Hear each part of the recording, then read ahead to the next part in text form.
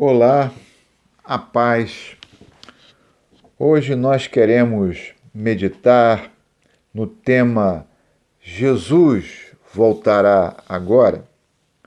Por que nós escolhemos este tema dentro dessas nossas exposições bíblicas para a EBD do Ministério Restaurando Famílias da Igreja Assembleia de Deus, pastoreada pelo nosso pastor Walter Gonçalves, onde nós temos a honra de congregar e estudarmos juntos acerca da pessoa fantástica do Senhor Jesus, que neste período nós nos dedicamos a refletir sobre a vida do Senhor, sobre o seu ministério, a sua obra, a sua pessoa, a doutrina de Cristo, a cristologia, né?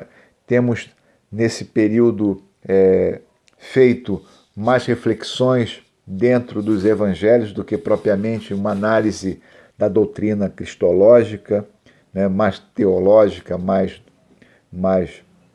voltada para questões de ensino teológico propriamente dito, mas nós estamos fazendo uma breve reflexão em vários aspectos do ministério do Senhor Jesus terreno, né? No período que ele passou com os seus discípulos, 3 anos de ministério do Senhor. E hoje, nós que estamos vivendo aí a pandemia da Covid-19, essa doença terrível que vem assolando o Brasil e o mundo, deixando muitas vítimas, né? Muitas famílias enlutadas, com as quais nós nos solidarizamos. Nós temos ouvido muito acerca de que Jesus vai voltar agora e que os sinais estão aí, que as pessoas, diante desse quadro terrível, precisam se preparar. É verdade, não é? Nós temos uma escatologia, a palavra escatologia significa a doutrina das últimas coisas, né? Dentre elas a morte, a segunda vinda de Jesus, a ressurreição dos mortos, mas há o que se chama em teologia a escatologia pessoal, a minha morte, a minha passagem para a eternidade, e a escatologia mundial ou eclesial, quando nós, enquanto comunidade cristã, aguardamos a volta do Senhor. Então o Senhor Jesus não nos deixou sem ensino sobre isso, não. O Senhor Jesus nos ensinou direitinho acerca da sua vinda. É verdade que ele não marcou data. Nós precisamos estar preparados para qualquer momento. Ou Jesus voltar, ou nós irmos ao encontro dele através da nossa passagem para a eternidade. Mas nesse texto dos evangelhos sinópticos, são sinópticos porque eles fazem uma espécie de síntese, né, da vida do Senhor Jesus, do ministério do Senhor Jesus, e são muito similares uns com os outros, é o evangelho de Mateus, Marcos e Lucas. Então, em Mateus 24, Lucas 21 e Marcos 13, nessas três passagens que nós estamos falando, nós encontramos aquele sermão que é considerado o sermão profético, quando o Senhor Jesus fala acerca da destruição de Jerusalém, da sua segunda vinda e do fim dos tempos. Nós precisamos entender isso, porque senão, se nós não entendermos o que o Senhor Jesus falou, nós vamos fazer muita confusão e criar dentro do coração, dentro da mente dos irmãos e das pessoas, um terror maior do que uma expectativa alegre da vinda de Jesus. Então é preciso que nós possamos esclarecer, possamos ensinar e possamos entender aquilo que de fato o Senhor Jesus falou, para que nós possamos, com alegria no coração, falar: Maranata, ora vem, Senhor Jesus. Mas precisamos entender o que Jesus falou conosco, através da sua palavra, através do Evangelho, através de Mateus, através de Lucas, através de Marcos, lá nos sinópticos, no sermão profético, o que o Senhor Jesus nos ensina acerca da sua vinda. Jesus voltará agora? Vamos tentar compreender o que Jesus falou? Vamos lá? Então, nós vamos ler Mateus, capítulo de número 24, versículo 3. Olha o que Jesus falou para nós iniciarmos a nossa reflexão hoje. Disse assim o Senhor: Jesus estava sentado no Monte das Oliveiras. Então os discípulos chegaram perto dele e lhe perguntaram em particular: Conte para nós, Senhor, quando é que isso vai acontecer? Primeira pergunta: que sinal haverá para mostrar que chegou o tempo do Senhor voltar? Segunda pergunta. E terceira pergunta: quando tudo vai acabar? Qual será o sinal, o fim dos tempos, o dia do juízo? Quando é que isso vai ocorrer? Nós precisamos, meus irmãos, entender o entorno desta colocação dos discípulos. E no versículo 1 de Mateus 24, versículos 1 e 2, nós vamos entender a razão dessas perguntas, dessas três perguntas que os discípulos fizeram ao Senhor Jesus. Primeiro, nós precisamos entender que Jesus estava vivendo com os discípulos os seus últimos dias de ministério terreno. Jesus estava prestes a morrer na cruz do Calvário por nós, pelos nossos pecados, e depois, 3 dias depois, ressuscitar. Segundo, Jesus estava passando a sua última Páscoa. Era por volta de 12 de abril do ano 29, o último ano de ministério de Jesus. E Jesus estava ali, dando seu último passeio no Templo de Jerusalém. Nós vemos em Mateus 23, ali os ais de Jesus acerca direcionado aos líderes judaicos, né?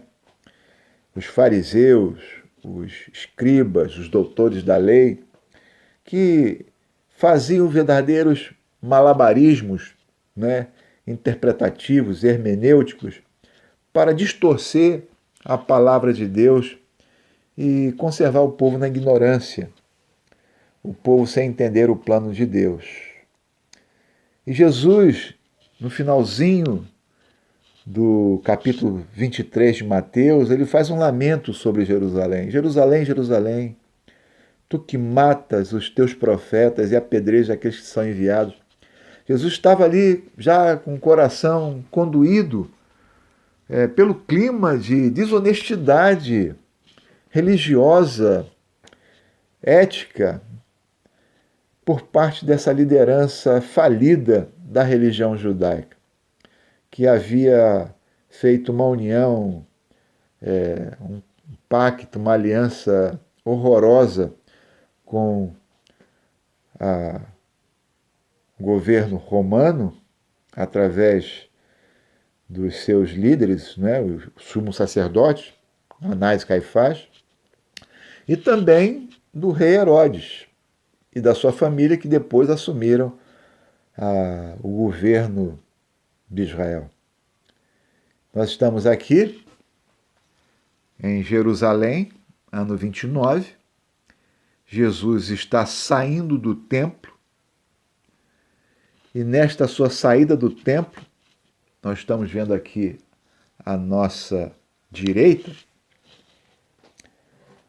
um desenho que retrata o conglomerado do templo feito por Herodes, porque esse não é o templo de Salomão. O templo de Salomão foi destruído pelos babilônicos, né, no 6º século, por volta do 6º século antes de Cristo, quando eles destruíram o templo, levaram os tesouros do templo e levaram o povo de Israel cativo para o cativeiro babilônico. E 70 anos depois, quando eles retornaram, foi feito o templo na época de Ageu, né, de Zorobabel, e depois, mais tarde, Herodes, já no período romano, reconstrói o templo de uma forma magnífica. O templo da época de Jesus é o templo de Herodes. E Jesus saindo desse templo, descendo essa escadaria, era algo suntuoso, era um templo magnífico, né? Dizem os historiadores, quem olhava para a cidade de Jerusalém via, né, a, os aspectos cintilantes do edifício, porque parte do templo era dourado, era muito bonito, né? Chamava atenção. E os discípulos, né, que eram pessoas humildes, pescadores, que vinham da Galiléia, né, que vinham lá do norte de Israel, eles que eram pessoas do interior, quando chegaram na cidade grande, Jerusalém, ficaram estupefados, espantados com a grandiosidade do templo que Herodes construiu. Jesus já havia falado antes com aquela mulher samaritana que o templo que Deus gosta de habitar não é templo feito por mão de homens. Não é um templo de alvenaria, de cimento. O templo que Deus gosta de habitar é o coração dos seres humanos. É a vida, é a interioridade de cada homem e mulher. É esse o templo desses adoradores de verdade que Deus gosta de estar, gosta de comungar com eles. Mas o templo também tem a sua importância por congregar o povo de Deus para a adoração. Mas esse templo de Herodes, em Jerusalém, que era o centro da religião judaica, estava muito fora dos planos de Deus. Estava vivendo dias de decadência, dias de degradação ética, moral, religiosa. E Jesus, ao sair nessas escadarias, ao descer, perdão, essas escadarias, quando chamada a atenção por seus discípulos acerca da grandiosidade do templo, quando eles falaram para Jesus: olha, Senhor, que coisa maravilhosa, que edifícios são esses do templo, Senhor. Que coisa bonita. Jesus, descendo as escadarias do templo de Jerusalém, fala para os discípulos, Mateus 24, versículo 2. Eu digo a vocês uma coisa: não vai sobrar pedra sobre pedra que não seja destruída neste templo. E se calou. Aí o Senhor Jesus, a pé, em silêncio, atravessa este lugar que é o Vale do Cedron e vem até o Monte das Oliveiras. Em silêncio, não somente ele, mas os seus discípulos que o acompanhavam. E os discípulos, é claro, todos judeus, Jesus judeu, os discípulos judeus, ficaram espantados diante dessa colocação de Jesus. Que isso? O templo será destruído? Não vai sobrar nada. Ora, Deus não habita no templo, o templo não pode ser destruído. Que história é essa? Guardaram silêncio quando chegaram no Monte das Oliveiras, de frente para o local onde o templo de Herodes estava construído e que hoje a única parte que resta daquele templo é o muro ali, o muro das lamentações, porque o templo mesmo foi destruído pelos romanos no ano 70, nós vamos ver já já isso. E o que acontece hoje, onde era o templo de Herodes, o templo da época de Jesus, tem a mesquita de Al-Aqsa, aquela mesquita, aquele templo muçulmano do Domo da Rocha, que ela tem a cúpula dourada, ela está ali. Até hoje o templo não foi reconstruído. Até hoje ele não foi erguido. Haverá de ser erguido. Nós vamos depois ver isso com mais calma. Mas na época de Jesus, o templo que Herodes construiu estava ali, naquele lugar que hoje a mesquita ocupa, lá em Israel, em Jerusalém. Quando Jesus atravessa o Vale do Cedron, aqui, e chega ao Monte das Oliveiras, ele se senta e os discípulos em particular fazem a Jesus 3 perguntas, porque eles ficaram assustados com a colocação de Jesus. Jesus falou que não vai sobrar nada, vai ser totalmente destruído, e de fato foi. No ano 70 nós vamos ver isso. E os discípulos indagam Jesus, no versículo 3, acerca de 3 coisas que os próprios discípulos confundiram, apesar de terem feito esta estratificação, terem separado. Se nós quisermos entender Mateus 24, Marcos 13 e Lucas 21, o sermão profético de Jesus, nós precisamos entender as 3 indagações dos discípulos e as respostas de Jesus a essas 3 indagações. Por quê? O Senhor Jesus foi indagado pelos discípulos para, primeiro, dizer quando acontecerá ou acontecerão essas coisas. Na versão Almeida, quando acontecerão essas coisas? Essas coisas dizem respeito à destruição do templo. Segunda questão: que sinal haverá a tua vinda? Aqui no texto, na nova tradução em linguagem de hoje, da Sociedade Bíblica Brasileira, que sinal haverá para mostrar que chegou o tempo do Senhor voltar, da segunda vinda? E a terceira questão: quando tudo vai acabar? Quando vai ser o final dos tempos mesmo? O juízo final, o julgamento do trono branco, enfim, a prisão de Satanás, né? A destruição do anticristo, o fim dos tempos, depois da segunda vinda. Nós precisamos entender isso. E por que nós precisamos entender? Se nós não entendermos isso, meus irmãos, nós vamos fazer uma enorme confusão, porque o Senhor Jesus foi objetivo, ele foi didático, ele foi a partir do livro do profeta Daniel, tendo como base da sua explanação, ele foi muito, muito, muito didático em dizer como seria o fim do templo de Jerusalém, a destruição daquele templo, a queda da cidade, a dispersão, a diáspora judaica, a sua segunda vinda e, consequentemente, em última análise, o fim dos tempos. Então vamos ver, vamos tentar abordar algumas dessas questões. Claro que não temos tempo, né? O YouTube não nos permite que nós façamos um vídeo de uma maior duração, mas nós vamos ter pelo menos alguns minutos aí para poder refletir acerca dessa pergunta. Jesus voltará agora? Vamos tentar entender isso. Primeiro, quando vai acontecer essas coisas? Ou seja, quando o templo de Jerusalém, o templo de Herodes, o templo judaico da época do Senhor Jesus seria destruído conforme o Senhor Jesus profetizou. Mateus 24, versículo 1 e 2. Essa é a primeira questão.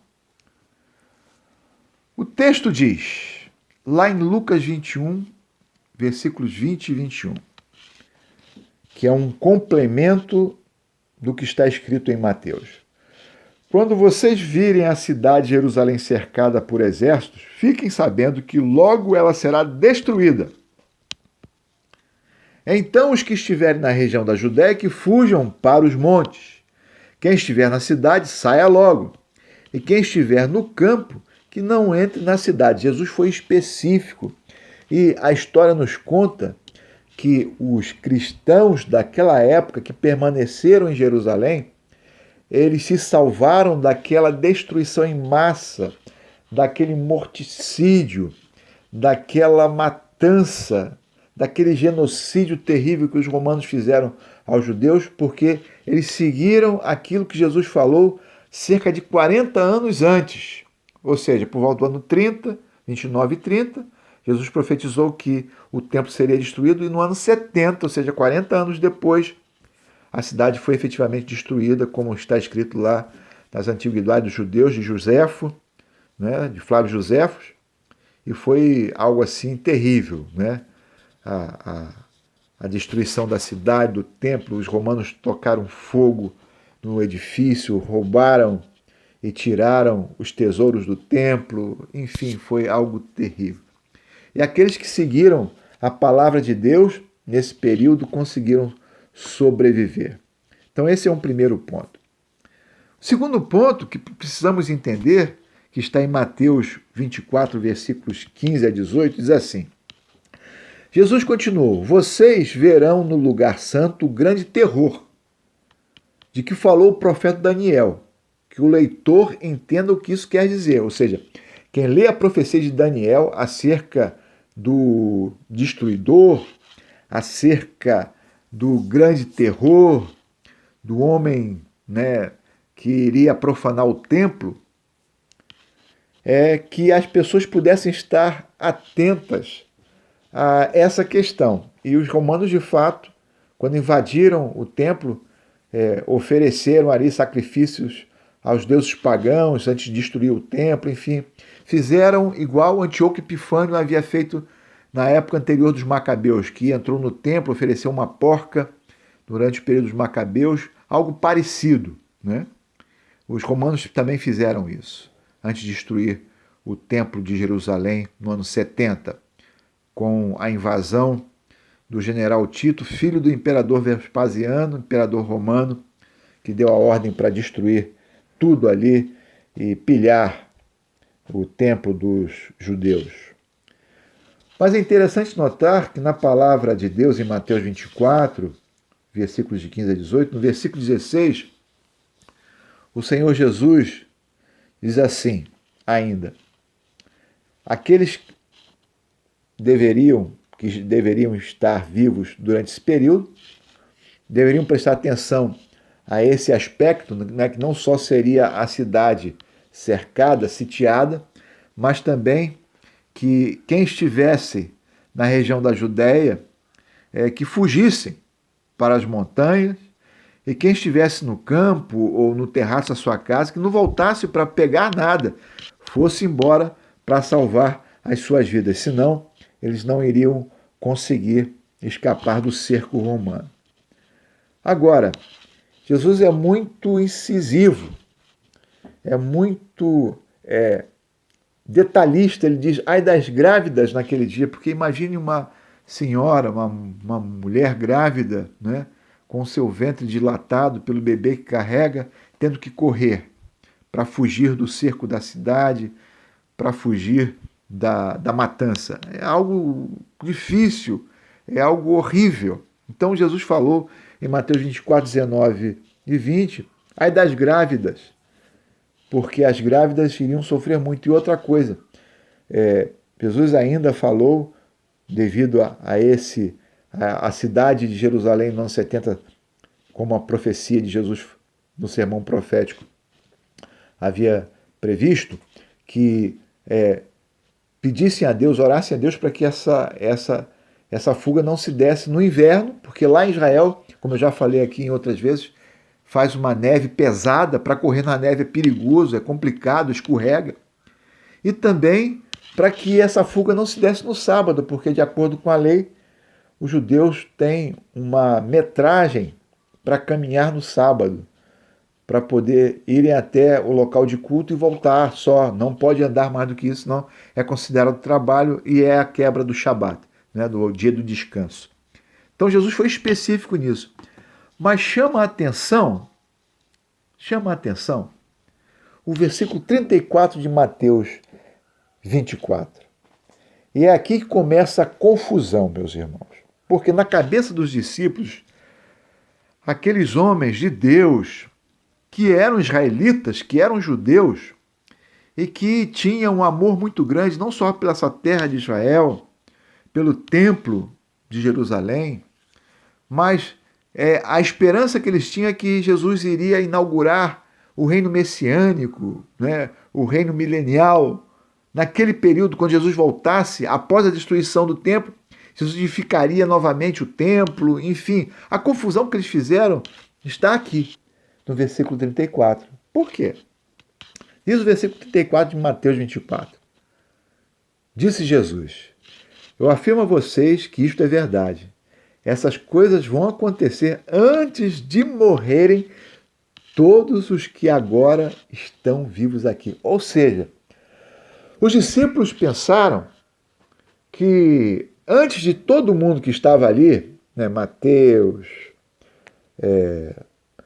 João, Pedro, Bartolomeu, Filipe, André, Tiago, todo mundo que ali estava, a maioria morreu martirizado, né? Pedro morreu de cabeça para baixo em Roma, André foi crucificado numa cruz em forma de X, a cruz de Santo André, ali naquela região onde hoje é Grécia e Macedônia. Enfim, o único que ficou vivo e que foi o último a morrer foi o apóstolo João, que morreu no ano 103, na Ásia Menor, aos 94 anos de idade, após ter recebido, segundo a tradição, a revelação do último livro da Bíblia, o livro da revelação, o livro em português chamado Apocalipse, que Apocalipse quer dizer revelação, né?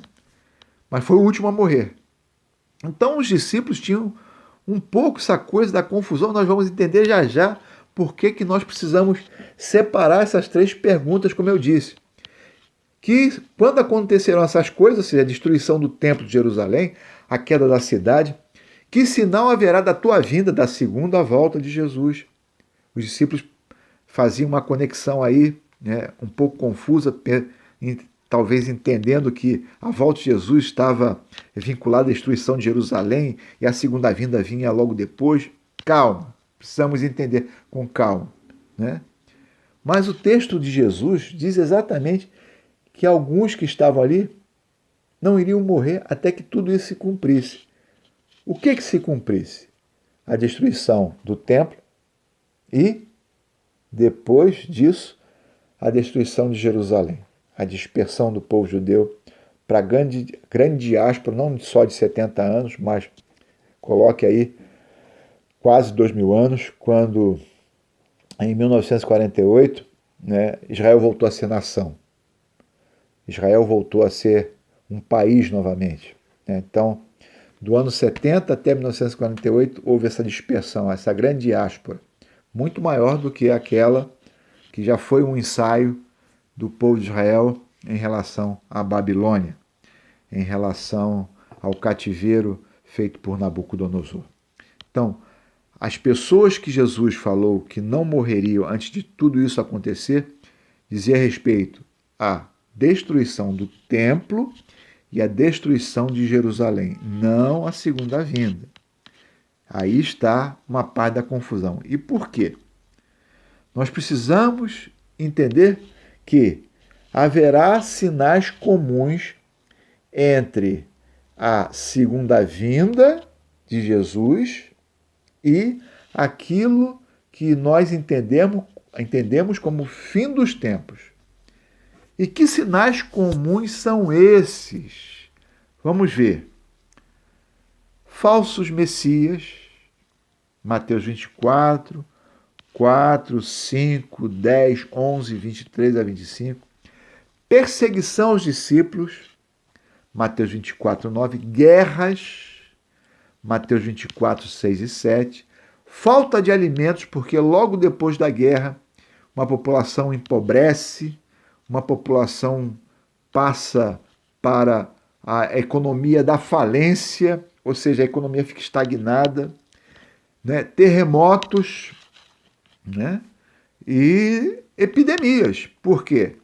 A proliferação, nós temos lá na época da Idade Média, a peste negra, né? A degradação higiênica das comunidades, dos feudos, levou àquela doença dos ratos, das pulgas que se desenvolvia ali, não tinha higiene nenhuma, então as epidemias devido às guerras, enfim. Esses sinais comuns, não só para a segunda vinda, como também para o fim dos tempos, vão acontecendo. E aí nós precisamos entender o seguinte: a segunda questão que o Senhor Jesus busca responder no sermão profético. A questão colocada, a primeira foi: quando vão acontecer essas coisas? Destruição do templo e a destruição de Jerusalém. A segunda: que sinal haverá da tua vinda? Então, os sinais comuns, como eu falei, falsos cristos, perseguição ao povo de Deus, aos discípulos, terremotos, guerras, fomes, epidemias. Inclua-se aí também essa questão que nós estamos vencendo, é um sinal comum. Mas nós precisamos entender que há sinais específicos para a segunda vinda gloriosa do Senhor Jesus. E quais são esses sinais, meus irmãos? Mateus 24, versículo 24, Mateus 24, versículos 12 e 13, que diz assim, Mateus 24, 12 e 13, diz assim o texto bíblico: a maldade vai se espalhar tanto que o amor de muitos se esfriará. Mas quem ficar firme até o fim será salvo. Versículo 14, o outro sinal, primeiro sinal da vinda de Jesus, da segunda vinda de Jesus, é o amor vai se esfriar tanto, que muitas pessoas vão arrefecer o seu afeto pelos demais seres humanos.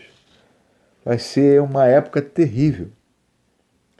Nós estamos vivendo uma época de desamor? Estamos, mas não uma época de total desamor. Quanta gente nesta epidemia está se comportando de forma solidária, não é verdade? Fazendo quentinhas, ajudando os mais carentes. Então o amor não está se esfriando assim. Mas na época que vai anteceder a volta de Jesus, o amor vai se esfriar. E se esfriar muito, numa dosagem altíssima. Esse é o primeiro sinal. O segundo sinal da volta do Senhor Jesus está em Mateus 24, 14. Sinal tácito. A boa notícia, o Evangelho, será anunciado no mundo inteiro como testemunho para toda a humanidade. Então virá o fim. Esse é o segundo sinal da volta de Jesus. A proclamação do Evangelho. Olha, nós temos povos que ainda não foram alcançados e que nós precisamos, para apressar a volta de Jesus, proclamar o Evangelho para eles. Não é proclamar o Evangelho para todos os indivíduos do planeta Terra, mas para todos os povos do planeta Terra. Por exemplo, nós temos a China, que é um país gigantesco, tal qual o Brasil, e muito maior em população que o Brasil, em extensão que o Brasil. A China tem várias partes com vários idiomas, com vários com vários dialetos do chinês, né, o mandarim, etc. Então, em cada um daqueles cantões chineses é um povo que precisa ser evangelizado, que precisa da palavra de Deus, que precisa ser alcançado. Nós temos a Mongólia, nós temos aqui no Brasil povos indígenas que ainda não ouviram falar de Jesus na sua própria língua. Precisa entender o português para ouvir falar de Jesus. Meus irmãos, nós precisamos proclamar o Evangelho para apressar a volta de Jesus. O Evangelho ainda não foi proclamado para toda a criatura. Deus é justo. Deus quer que todos os povos possam ouvir a boa nova de salvação para o seu Filho voltar e buscar a sua igreja. Esse é o segundo grande sinal da volta do Senhor Jesus. Mas há um terceiro sinal. Que sinal é esse? Versículo de número 29, Mateus 24, 29. Depois daqueles dias de sofrimento, o sol ficará escuro, a lua não brilhará mais, as estrelas cairão, os poderes do espaço serão abalados. Que sinal é esse? Nós temos esfriamento, primeiro sinal, do amor. O amor, no período que vai anteceder a volta de Jesus, vai se esfriar mesmo. Nós não vamos encontrar solidariedade no mundo, nós não vamos encontrar pessoas que amam o seu próximo no mundo. O segundo sinal que nós encontramos da vinda do Senhor Jesus diz respeito à proclamação do Evangelho. E o terceiro sinal é a convulsão planetária. A Terra entrará em colapso. Meus irmãos, esse período será o período chamado de grande sofrimento. Um período que não temos ideia se estamos sofrendo hoje por conta da Covid-19 Olha o que o Senhor Jesus falou em Mateus capítulo 24, versículos 21 e 22. Porque naqueles dias haverá um sofrimento tão grande, como nunca houve desde que Deus criou o mundo. Irmãos, epidemias, convenhamos, o mundo tem sofrido já há séculos. Né? A gripe espanhola no século XX, a peste bubônica na Idade Média, o Covid-19 agora no século XXI, são epidemias ou são pandemias. Mas no período que antecede a volta de Jesus, a volta gloriosa de Jesus, o fim dos tempos, vai ser um sofrimento tal, como diz as Escrituras, Mateus 24, versículos 21 e 22, que se Deus não abreviasse esse tempo, nem mesmo aqueles escolhidos iriam sobreviver. E aí, meus irmãos, nós precisamos entender o seguinte, a terceira questão, o final dos tempos. Jesus volta. O final dos tempos, a terceira parte da pergunta, ou a terceira pergunta dentro daquela colocação de Jesus inicial ali no Templo de Jerusalém, que as questões foram colocadas pelos discípulos no Monte das Oliveiras, no sermão profético. Primeiro a respeito da destruição do templo, quando aconteceriam essas coisas, depois sobre a volta de Jesus e o fim do mundo, o fim dos tempos. Então, nós precisamos da ajuda do apóstolo Paulo para entender essa colocação. Por quê? Porque Paulo, além de ter recebido do Senhor uma espécie de complementação, Paulo teve discernimento de buscar a doutrina de uma forma muito mais clara, que os discípulos, como um todo, né, principalmente aqueles que estavam ali no Monte das Oliveiras com Jesus, de certo modo ficaram meio confusos, atordoados. Né? Eram dias de muito tumulto aqueles que eles estavam vivendo, próximo ao sacrifício do Senhor, a ida dele à cruz. E Paulo, na carta aos Tessalonicenses, na segunda carta, ele aborda, no capítulo 2, versículos de 1 a 10, ele aborda esse período que antecede a volta de Jesus. Um período onde, como eu falei, esses sinais comuns, eles começam a crescer, são dores de parto, né? E a gente precisa entender essa colocação de Jesus, que tudo isso é o princípio de dores, como o Senhor Jesus coloca aqui no Evangelho de Mateus, no capítulo 24, né?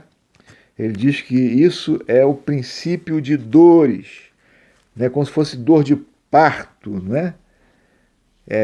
Como a mulher que está ali se preparando para dar à luz, né? Existe a gestação, né? Os sinais da gestação, a barriguinha da gestante cresce, né? O bebê vai se avolumando no ventre da futura mamãe. Depois vem o período do parto em si, onde as dores aumentam até a mulher ter dilatação para o filho nascer. E depois o período do nascimento mesmo. Então, a volta de Jesus vai se dar como se fosse uma espécie de gestação. A terra vai gestar, vai entrar em convulsão, mas antes disso, Paulo esclarece lá na segunda epístola aos Tessalonicenses, capítulo 2, que vai se conjugar com o esfriamento do amor o sinal da apostasia. Apostasia significa sair da fé, abandonar a fé, abandonar aquilo que Deus deixou.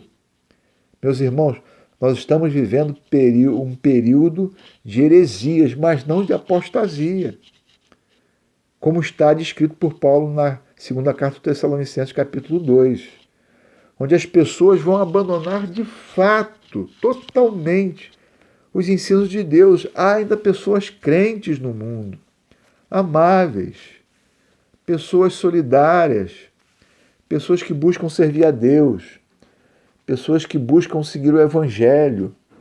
Muitas pessoas no mundo inteiro são assim.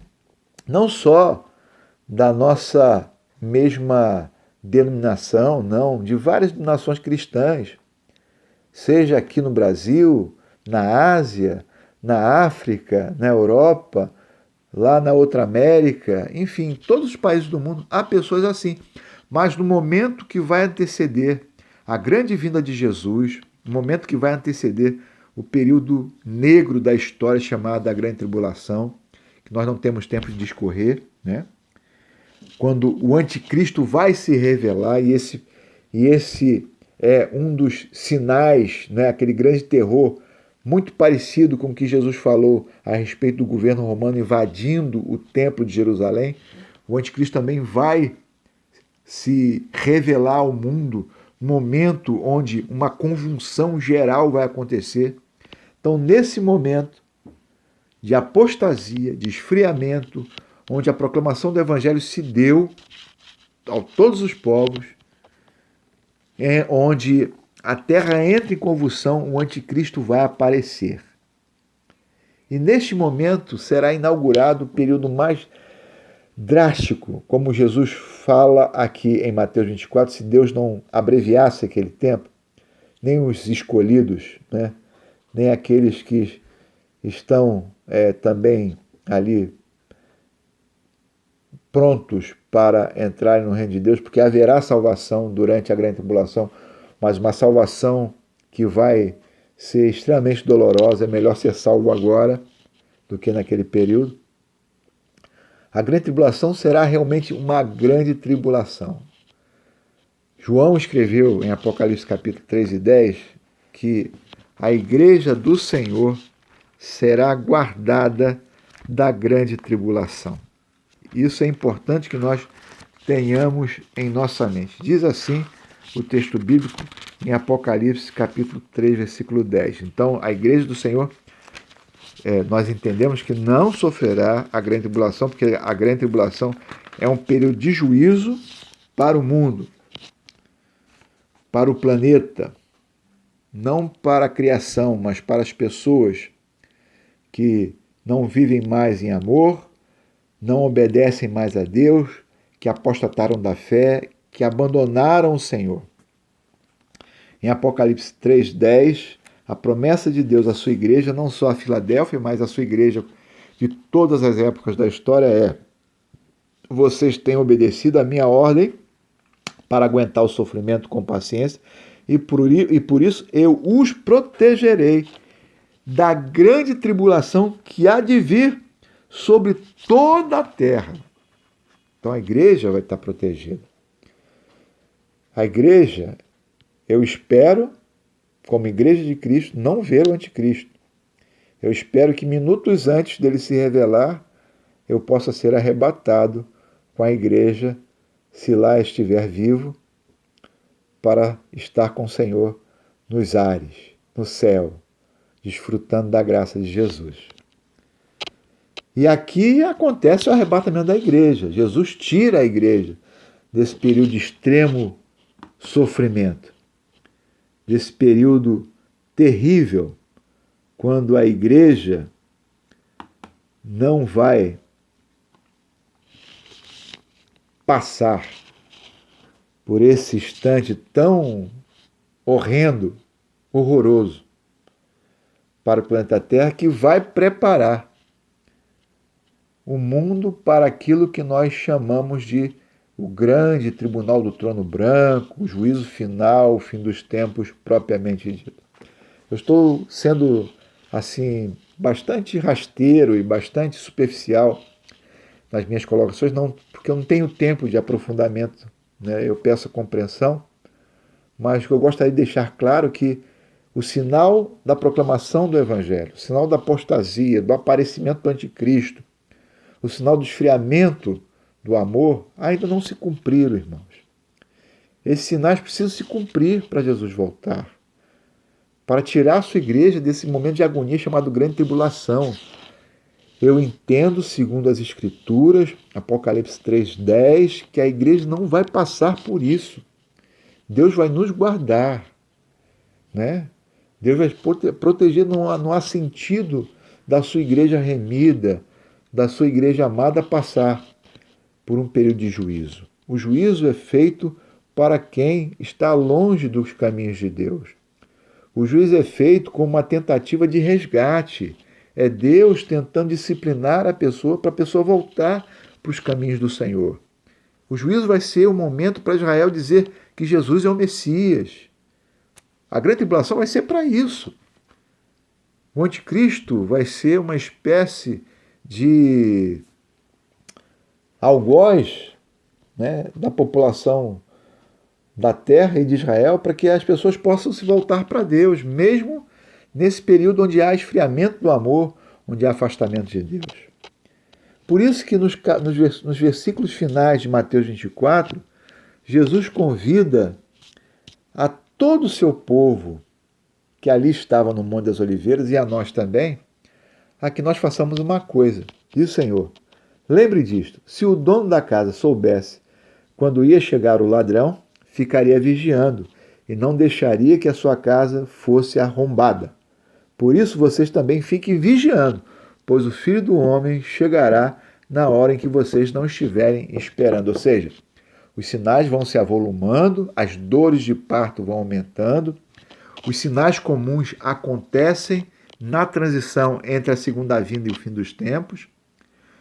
A destruição de Jerusalém já aconteceu, isso é ponto passivo, e a marca disso é o versículo onde Jesus falou que alguns que estariam ali não morreriam até que essas coisas se cumprissem. O que se cumprisse o quê? A destruição do templo de Jerusalém e a destruição da cidade de Jerusalém, aquilo se cumpriu e havia a marcação para isso se cumprir, e isso aconteceu nos anos 70, quando os romanos destruíram a cidade, destruíram o templo, mas à volta do Senhor Jesus nós precisamos estar atentos a esses três grandes sinais que eu falei.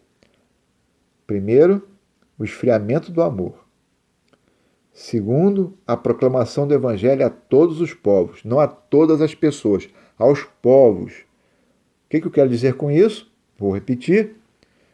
O povo da Mongólia ouviu falar de Jesus, mas todos os cidadãos da Mongólia, daquela antiga república soviética, que hoje faz parte ali, próximo à Rússia, entre a Rússia e a China, todos os indivíduos da Mongólia ouviram falar de Jesus? Não. Mas que foi proclamado a todo o povo mongol, né, a todo o povo da Mongólia, perdão, o Evangelho de Jesus. E todos eles, todo o povo, como uma etnia, né, como uma raça, escutou? Escutou. Então, o Evangelho está proclamado. Por exemplo, na África, todos os africanos escutaram falar de Jesus. Quantos povos tem na África? Vários, né? Se nós formos na África do Sul, então, nós vemos que tem um Zulu, né, várias etnias. Então, muitas pessoas, muitos povos, né, muitas etnias ouviram falar de Jesus. Não significa que todos os indivíduos daquela etnia ouviram falar.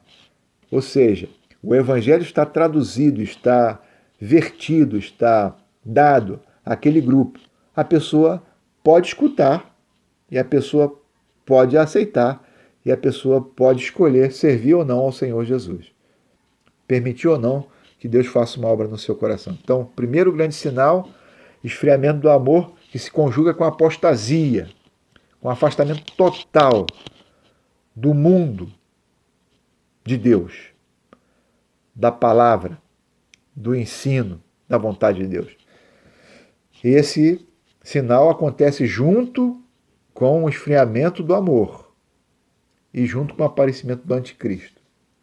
A proclamação do Evangelho e a convulsão do planeta Terra. É nesse momento que inaugura-se no mundo o período que é chamado de grande tribulação, que eu entendo, de acordo com as Escrituras, que o povo de Deus não estará aqui para ver. Estará no céu, já num pré-gozo das alegrias da eternidade, sendo protegidos, guardados pelo Senhor, dessa convulsão mundial que vai atingir o planeta como um todo. Mas a promessa é que Jesus irá voltar com esse povo para destruir o anticristo, inaugurar o seu reino milenial, inaugurar uma nova face e uma nova fase, na humanidade e fazer com que a população do mundo possa ver que só Jesus Cristo é o Senhor. Então, diante disso, eu posso afirmar que esses sinais para a volta de Jesus ainda faltam se cumprir.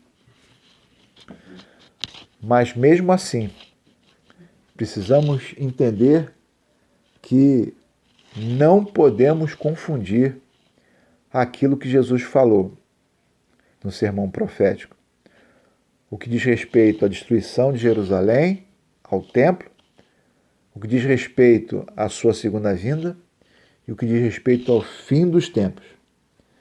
Mas devemos fazer sim como ele nos ensinou, conservar a vigilância e nos prepararmos para o encontro com ele.